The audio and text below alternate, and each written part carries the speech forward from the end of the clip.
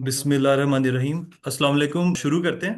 पहले मैं slides present करूंगा और इंशाल्लाह उसके बाद 10-15 मिनट की स्लाइड्स हैं और उसके बाद फिर हम क्वेश्चन एंड आंसर के साथ शुरू करते हैं। तो सबसे पहले जैसे कि आपको पता है कि जो इंडस्ट्रियल रेवोल्यूशन है उसके ना 4-5 फेजेस थे, जिसमें सबसे पहला जो फेज था वो इंडस्ट्री 1.0 था, जो कि 1700s में आया था।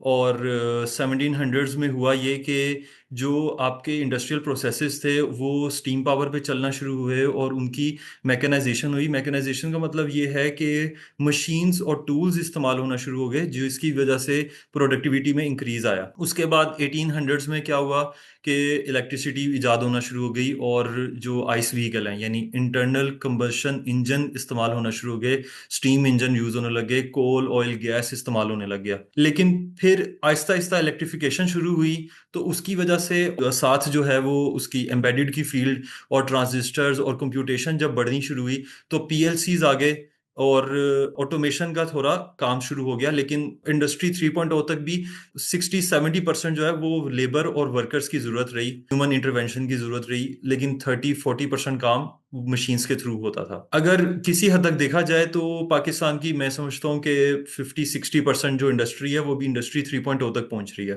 तो इसके बाद क्या हुआ कि इंडस्ट्री 4.0 आया 2000s में, और इसमें आईटी, एआई और रोबोटिक्स और एम्बेडेड सिस्टम्स और मतलब कि एक जहान एक नया खुल गया डाटा का और इंफॉर्मेशन का। और इंडस्ट्री 4.0 में फोकस जो है ना वो किया गया कि चीज़ों को किस तरह ऑटोमेट किया जाए और ह्यूमन इंटरवेंशन कम से कम की जाए ताकि मिस्टेक्स कम से कम हो। तो इंडस्ट्री 4.0 में आईटी के थ्रू और आईओटी और सब चीज़ों के थ्रू जो है वो इम्प्रूवमेंट लाने की कोशिश की गई ताकि प्रोसेसेस जो हैं वो ज़्यादा प्रोडक्टिविटी दे सकें, ज़्यादा ऑप्टिमाइजेशन हो सके। अच्छा, इसके बाद फिर क्या हुआ कि इंडस्ट्री 5.0 जो कि फ्यूचर है जिसकी तरफ हमने जाना है, वो है सस्टेनेबिलिटी के बारे में और किस तरह हम जो प्रोसेसेस जो मैन्युफैक्चरिंग कर रहे हैं, जैसे टेक्सटाइल इंडस्ट्री है, तो वो कैसे अपनी जो है ना वो एनर्जी कंजम्पशन को मैनेज करते हुए अपने आप को सस्टेनेबल बनाए ताकि और इन्वायरमेंट को भी बेहतर कर सके। लेकिन मेरे ख्याल में जो है अभी इंडस्ट्री 3.0 4.0 के बीच में ही अभी चल रही है। अभी तक तो लोगों ने डिजिटलाइजेशन भी नहीं किया एनर्जी की ना, पाकिस्तान में तो। लेकिन ये ग्लोबल एक बात हो रही है कि दुनिया में लोग अब 5.0 के बारे में सोच रहे हैं, सस्टेनेबिलिटी की तरफ जाने की बातें कर रहे हैं, और हम अभी तक इंडस्ट्री 4.0 में स्टक हैं या उससे भी पीछे हैं शायद। अभी शायद हम इंडस्ट्री 3.8 पे पहुंचे हैं। इसके साथ होता ही है कि जो डिपेंडेंसी ऑफ इलेक्ट्रिसिटी है ना, डिपेंडेंसी इलेक्ट्रिसिटी पे बढ़ती जा रही है। पहले स्टीम इंजन चलते थे, उससे जो है वो मैकेनिकल प्रोसेसेस होते थे, मैकेनिकल चीज़ें घूमती थी, चलती थी। लेकिन अब क्या होता जा रहा है कि इलेक्ट्रिसिटी पे डिपेंडेंसी ज़्यादा होती जा रही है। आपकी जितनी मशीन्स हैं वो इलेक्ट्रिक होती जा रही हैं। तो उसकी वजह से असल में पॉसिबल हो पा रहा है कि आप आईटी, एआई, एमएल यूज़ कर सकते हैं और आप जो है वो सस्टेनेबिलिटी की बातें कर सकते हैं। तो N4.ai का यही मकसद है कि हम ये ट्रांजिशन में इंडस्ट्री की मदद करें। अच्छा, अब इसके बाद बात आ जाती है कि मॉनिटरिंग का ये प्रोसीजर होता कैसे है, तो मॉनिटरिंग का यूज़ क्या है।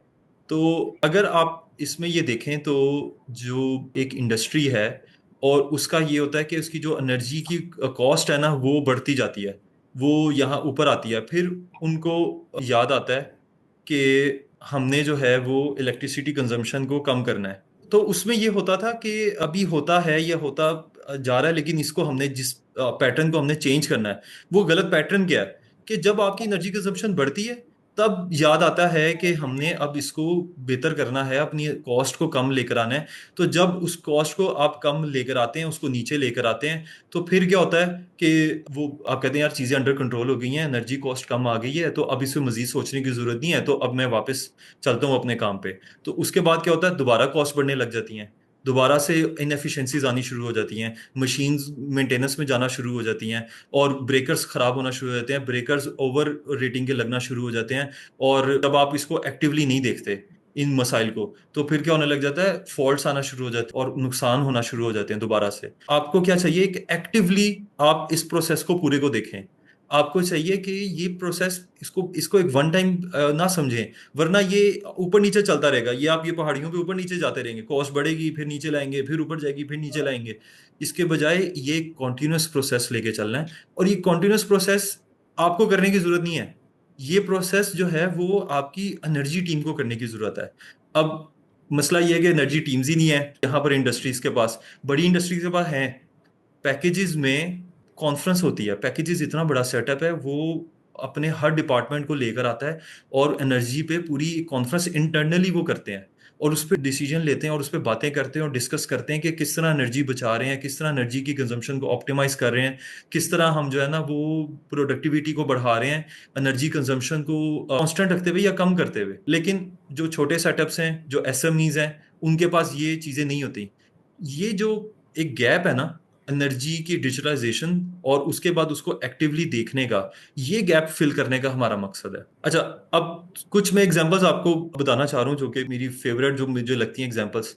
अब ये एक साउथ अफ्रीका में एक प्लांट था जो कि मेटलर्जिकल प्लांट है, जो कि स्टील की जो है ना वो प्लेट्स बनाता है। और वो करने के लिए उनको एक चैलेंज ये आया था कि जो आयरन ओर की क्वालिटी थी ना, जहां से माइनिंग करके इनके पास आयरन ओर आता था, वो क्वालिटी डिक्रीज होती जा रही थी ओवर टाइम। और उसके बाद एनर्जी नीड्स बढ़ती जा रही थी और बिजनेस लूज करता जा रहा था, क्योंकि आयरन ओर जितना क्वालिटी में लो है उसकी वजह से एनर्जी कंजम्पशन ज्यादा हो रही है उसमें से क्वालिटी का आयरन एक्सट्रैक्ट करने के लिए। तो ये तो क्लोजर तक पहुंच रहे थे।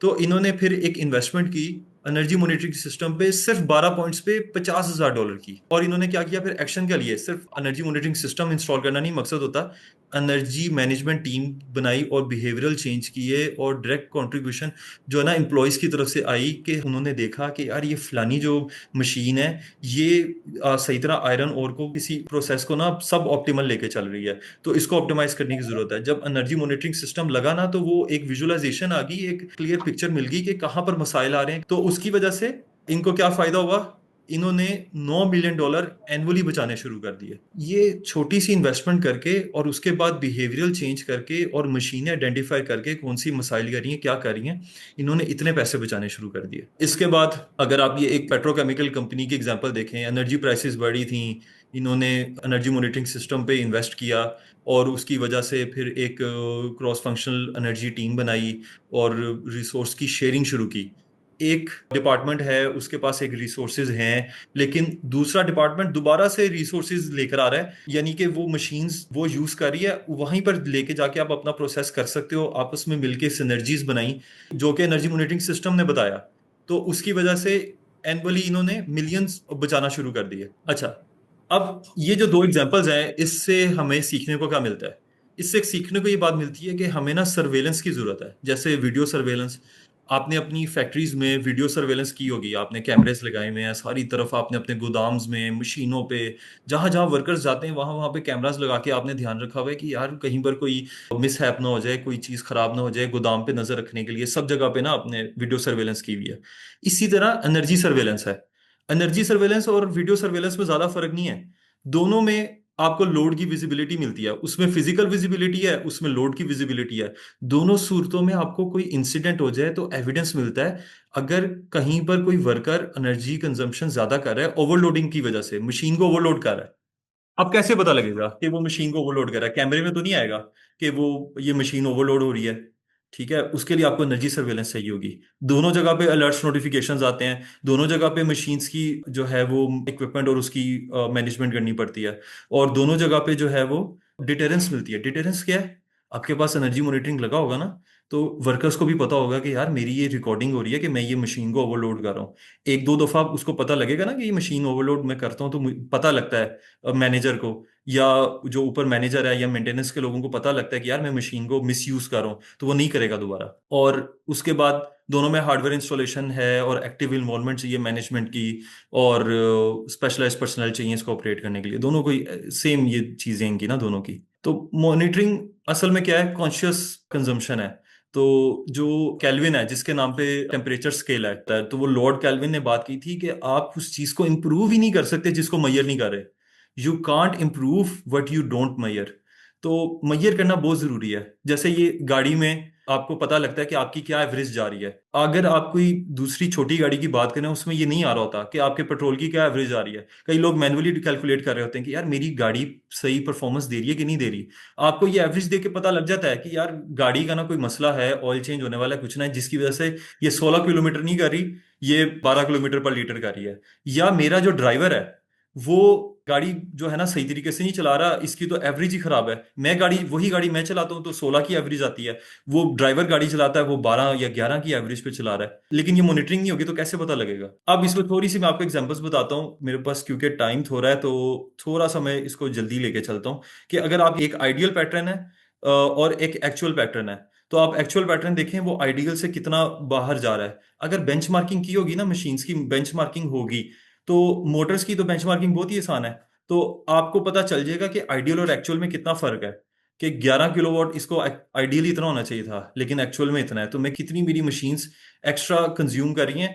मोटर में क्या रीजन होती है? एक रीजन होती है कि उनकी वाइंडिंग अच्छे तरीके से नहीं होती, या वाइंडिंग का मटेरियल सिल्वर यूज कर लेते हैं जिसको असल में एल्यूमिनियम कहते हैं। कॉपर की वाइंडिंग होनी चाहिए ना।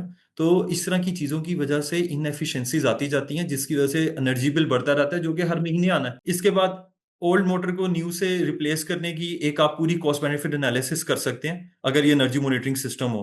तो आपको पता चलेगा कि न्यू मोटर का जो ईयरली एक्सपेंस है वो आपको बचत दे रहा है, वो सेविंग्स दे रहा है 2 लाख 32 हजार की, अगर आप पुरानी वाली को रिप्लेस करते हैं। ये इस तरह की जो कॉस्ट बेनिफिट एनालिसिस हैं ये आपको हेल्प करते हैं डिसीजन मेकिंग में।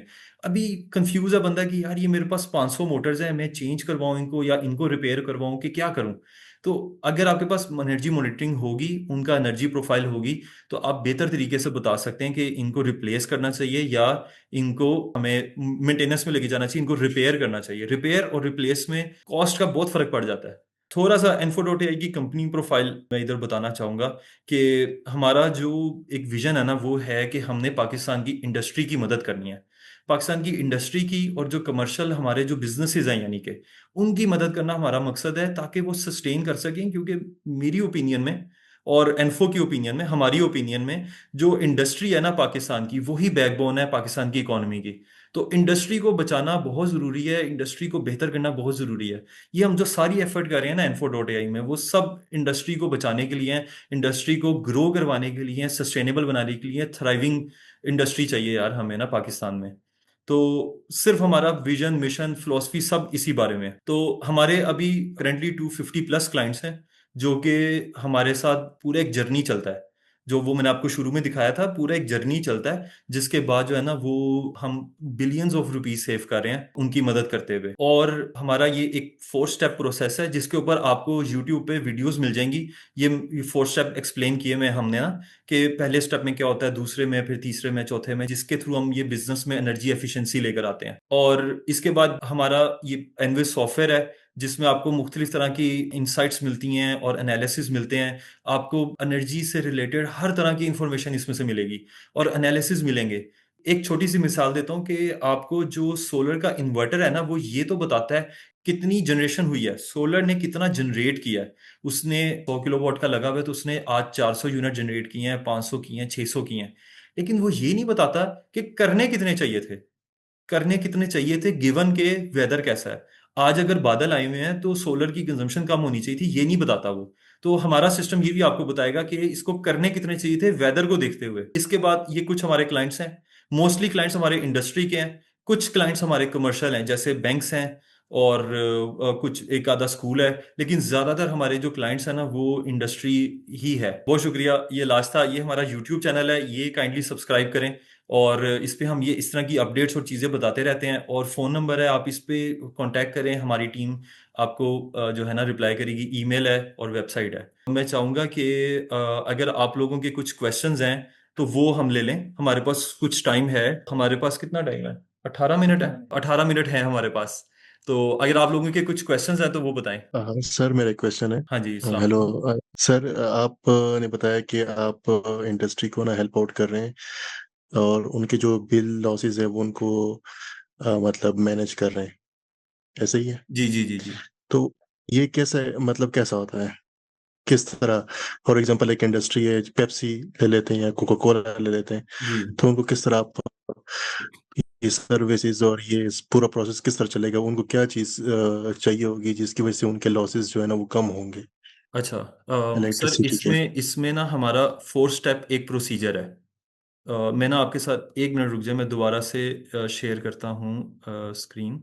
हमारा एक 4 स्टेप प्रोसीजर है। सबसे पहले देखें, आपने कांटेक्ट करना है हमारे फ़ोन नंबर पे। हमारी टीम जो है वो आपके साथ मीटिंग करके हम देखेंगे कि इसको ना कैसे फेज वाइज लेके चलना है। सबसे पहले हम क्या करेंगे कि इनिशियल सर्वे करेंगे। आपको स्क्रीन नज़र आ रही है मेरी? जी, जी, आ रही है। अच्छा सर, सबसे पहले ना एक इनिशियल सर्वे करेंगे कि आपके पास कौन कौन सी मशीन्स हैं, कौन से फ्लोर्स पे हैं, वर्कर्स किस तरह मैनेज हो रहे हैं, कहाँ पर क्या चीज़ लगी हुई है, ताकि हम अंडरस्टैंडिंग बना सकें आपकी इंडस्ट्री से रिलेटेड ना। अगर पेप्सी है तो पेप्सी की जो फैक्ट्री है उसमें हम देखेंगे कि कहाँ कहाँ पे कौन सी मशीन्स हैं, कैसे उनका प्रोसेस चल रहा है, कहाँ पर क्या लगा हुआ है।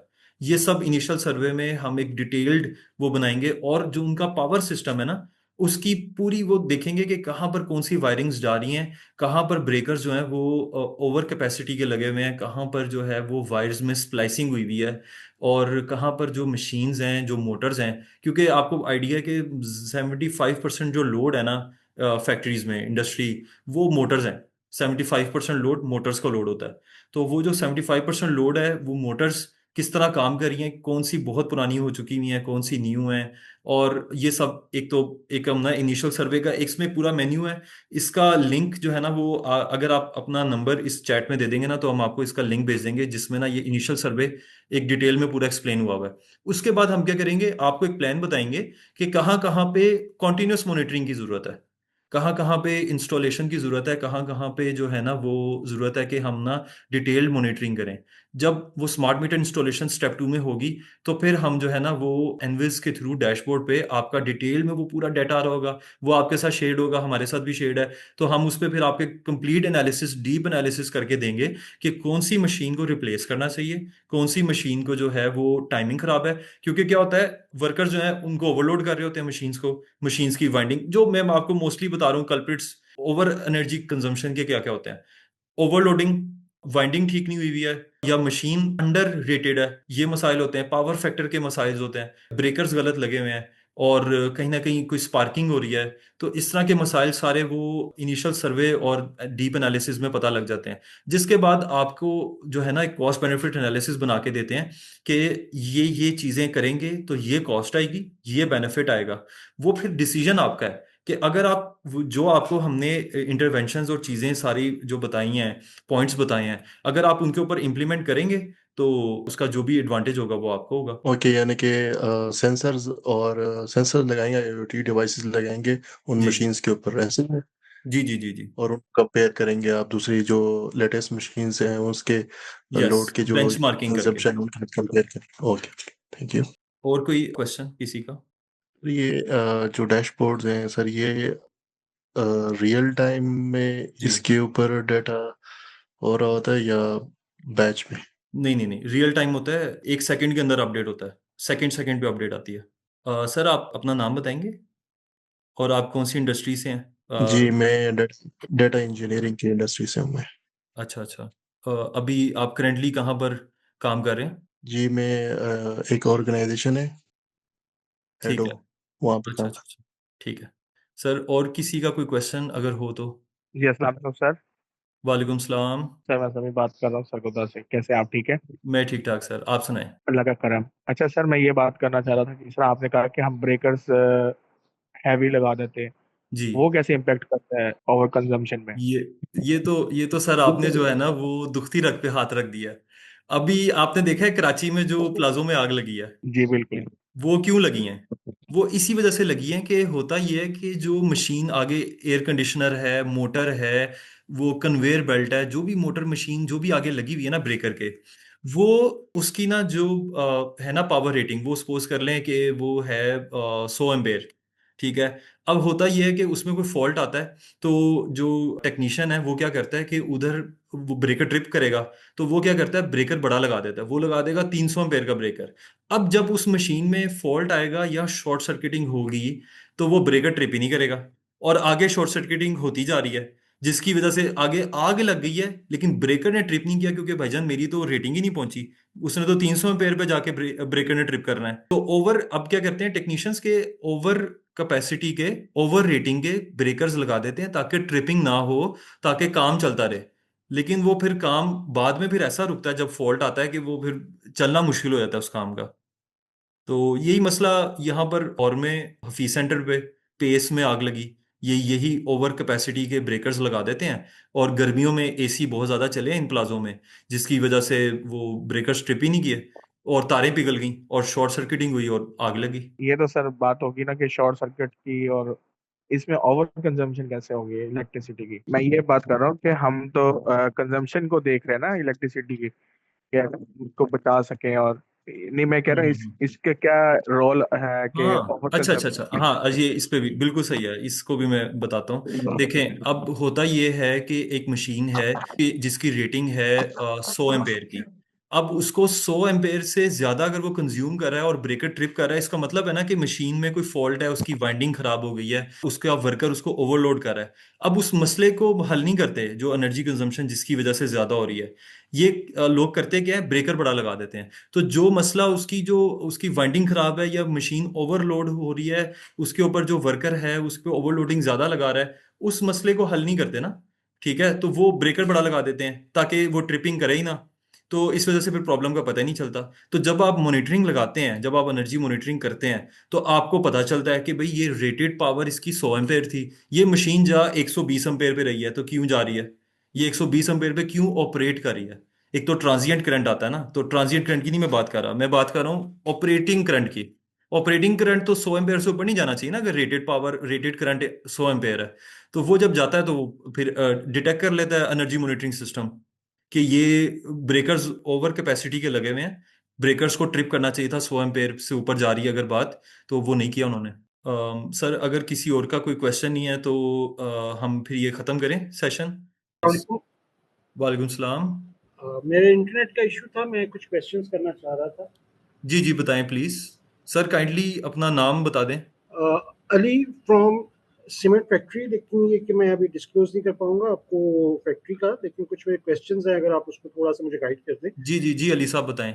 सर, एआई और मशीन मेंटेनेंस के हवाले से कुछ थोड़ा सा मुझे अगर आप गाइड कर दें कि हमारे पास तो ऐसी मशीन्स हैं जिनमें कोई पीएलसी नहीं है और वो बहुत पुरानी मशीन्स हैं। हम्म। तो अब लेटेस्ट मशीन्स में तो पीएलसी वगैरह है, उसमें डिस्प्ले आ रहा होता है, हमें पता चल रहा है कि क्या प्रोडक्शन है क्या कंजम्पशन है। तो हमारी तो वो बहुत सारी ऐसी पुरानी मशीन्स चल रही हैं जिन पे कोई भी एज सच नहीं है, तो उसको कैसे हम एआई के साथ इंटीग्रेट कर लेंगे। अच्छा सर, देखें कि जो हमारा सिस्टम है ना, वो असल में एक तरह से अगर आप सोचें ना, तो ये आपकी मशीन्स को स्मार्ट बनाने के लिए ही है। इसकी जो मशीन की पावर आउटलेट है, जो पावर इनपुट है, उसके साथ लगना है, और उसको वो उसका जो डाटा है वो सारा स्मार्टली फिर आपके पास सेव हो रहा होगा वाईफाई के थ्रू, इंटरनेट के थ्रू ना। तो जब वो डाटा आता है, और उसके थ्रू जो है वो आप फिर अपनी डिसीजन मेकिंग कर सकते हैं। अब इसमें जो रिसेंटली जो हमने अब इसमें एडवांसमेंट किया है, जो कि हमारी कंपनी का नाम भी क्योंकि N4.ai है, तो इसमें एआई आपकी कैसे हेल्प करता है ना, ये आपका प्रॉब्ली क्वेश्चन है। जी जी। तो एआई जब आप अपनी मशीन को एग्जैक्टली। स्मार्ट, चाहे पुरानी मशीन हो चाहे नई मशीन हो, जब ये सिस्टम लगता है तो आपका सिस्टम स्मार्ट हो जाता है। अगर तो मशीन न्यू होगी तो प्रॉब्ली आपको हार्डवेयर भी शायद खर्चा नहीं करना पड़ेगा हार्डवेयर का, हम तो उसी के साथ ही इंटीग्रेट कर लेंगे गिवन कि उसकी डाटा शीट अवेलेबल और वो सारा कुछ। लेकिन जब आप एक दफ़ा हमारे सिस्टम पे आ जाते हैं, तो फिर आपको एआई हेल्प करता है, क्योंकि एआई आपका डाटा एनालाइज करके आपको फिर उस पर सजेशंस देता है कि वो देखेगा कि ये मशीन का पावर फैक्टर खराब आ रहा है, तो वो आपको सूटेबल इन्वर्टर सजेस्ट कर देगा। अगर आपकी किसी मशीन की उसको पता लग रहा है कि एनर्जी कंजम्पशन ज़्यादा हो रही है और कल्प्रिट उसको लग रहा है कि वाइंडिंग है, तो वो आपको उस पर सजेस्ट कर देगा। अगर उसको लगेगा कि मशीन ओवरलोड हो रही है वर्कर्स की तरफ से, तो वो उसके ऊपर आपको सजेशन और गाइड कर देगा कि कैसे वर्कर्स को करना है। तो हमने अपने सिस्टम में एआई को इंटीग्रेट किया हुआ है ताकि वो आपकी हेल्प कर सके। तो मुझे ये सजेशंस और ये नोटिफिकेशंस वगैरह कैसे मिलेंगे। मैंने बाकी सारी चीज़ें सुनी है, माशाल्लाह बड़ा ज़बरदस्त है। तो मुझे कैसे पता चलेगा कि क्या मैं इस सिस्टम पर बैठ के इसके साथ खुद एनालिसिस निकालूंगा इसके, एआई मुझे या खुद इसका बता देगा कि जैसे आपने कहा कि इन्वर्टर लगाना है, वीएफडी लगानी है हमने, या कौन सी लगानी है, क्या करना है, ये सर, हमने खुद करना है वो सजेस्ट क्या। जी सर, दो तो हमारे पोर्टल्स हैं ना, एक वेब पोर्टल है और एंड्रॉयड और आईफोन के हमारे मोबाइल ऐप्स हैं। उनके थ्रू तो आप खुद भी देख सकते हैं, और वो वहाँ पर एआई इंटीग्रेट करके आपको वो चीज़ें बता देगा वहाँ पे। उसके अलावा आपको व्हाट्सएप पे और एसएमएस पे और ईमेल्स पे भी एआई आपको बता सकता है, गिवन कि आपने उनको कॉन्फ़िगर किया हो। तो अगर आपने उनको उस तरह कन्फिगर किया हुआ है, अपनी ईमेल इनपुट की हुई है, तो वो आपको ईमेल पे उसका जो है ना एनालिसिस और वो चीज़ें बता देगा। आपको लॉगिन करने की प्रॉब्ली ज़रूरत ही नहीं है। तो सर हमारे पास यानी कि इन टोटल अभी 5 तरीके हैं। वेब ऐप है, मोबाइल ऐप है, ईमेल है, व्हाट्सएप है, एसएमएस है। तो इसके अलावा हम लोग तो अवेलेबल हैं ही, हमारी जबरदस्त। टीम तो अवेलेबल है ही। अगर आपको हम इन पर्सन मीटिंग्स चाहिए तो वो भी कर सकते हैं आप। चलिए जबरदस्त हो गया। अच्छा, एक मेरा क्वेश्चन और है लास्ट, कि हमने एक लास्ट टाइम एक सिस्टम वगैरह कॉन्फ़िगर करवाया सोलर का अपनी फैक्ट्री में, जी तो हमें काफ़ी सारी चीज़ें समझ ही नहीं आ रही थी कि वो एग्जैक्टली बता क्या रहा है हमें। जी। तो हम लोग इसी तरह वो कुछ और भी मॉनिटरिंग के सॉफ्टवेयर थे, वो भी हम लोगों ने ट्राई किए, लेकिन उसमें प्रॉब्लम यही आ रहा था कि हमें यही नहीं समझ आ रहा था लड़कों जो टीम है कि उसको कि एग्जैक्टली यहाँ से क्या इनपुट्स हमने लेनी है या आउटपुट लेनी है। अच्छा, उसके तो लिए आपकी क्या टीम हमें कोई ट्रेन बिल्कुल। करेगी या जी क्या जी जी। करेगी? हाँ बिल्कुल, हमारी तो टीम आपको ट्रेन भी करेगी, आपको बाद में गाइड भी करेगी। और दूसरा, अगर आप ये यूट्यूब चैनल पे जाएंगे तो इधर भी आपको सारी गाइडेंस मिलेगी। इधर आपको सारी डिटेल मिलेगी कि किस तरह जो है ना कॉन्फ़िगर करना है। उसके अलावा हम इन पर्सन तो टीम बिल्कुल आपको गाइड करेगी, हर स्टेप पे आपके साथ चलेगी। नहीं, ये तो जब सिस्टम लग रहा है, लेकिन मुझे कोई 1 महीने के बाद कुछ ऐसी रिपोर्ट चाहिए। यहाँ पर आपका कंटेंट मैंने देखा है, काफी अच्छा कंटेंट पड़ा हुआ है, काफी तो चीजें मैंने यहाँ से समझी हैं। कुछ ऐसे सिनेरियोज होते हैं जो कि स्पेसिफिकली कुछ स्पेशल रिक्वायरमेंट्स होती हैं हमारे बॉसेस की तरफ से डेटा की। हम्म।